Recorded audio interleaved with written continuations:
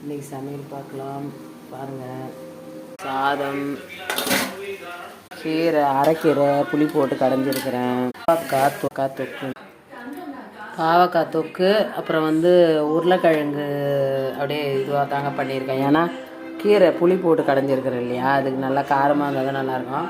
உருளைக்கிழங்கு ஃப்ரை பண்ணிக்கிறேன். இது சாப்பிட்றதுக்கு உடச்ச கடலை சட்னிங்க. அவங்க 2 பேரும் சாப்பிட்டு இப்போ டிஃபன் சாப்பிட்டாங்க. எனக்கு இன்னும் நான் அப்புறமா தாங்க சாப்பிடுவேன். நேற்று லேட் ஆகிடுச்சு, உடம்பு இன்னும் செட் ஆகலை. ஓரளவுக்கு பரவாயில்ல என்னை விட. இதுதாங்க எங்கள் வீட்டில் சமையல். இன்றைக்கி சிம்பிளாக முடிச்சிட்டேன். அவ்வளோதாங்க எங்கள் வீட்டில் சமையல். வாங்க சாப்பிட்லாம். நீங்கள் எல்லாம் காலைல டிஃபன் சாப்பிட்டீங்களா? நான் இன்னும் சாப்பிட்லங்க, நான் இன்னும் வேலை இருக்குங்க. பாய்.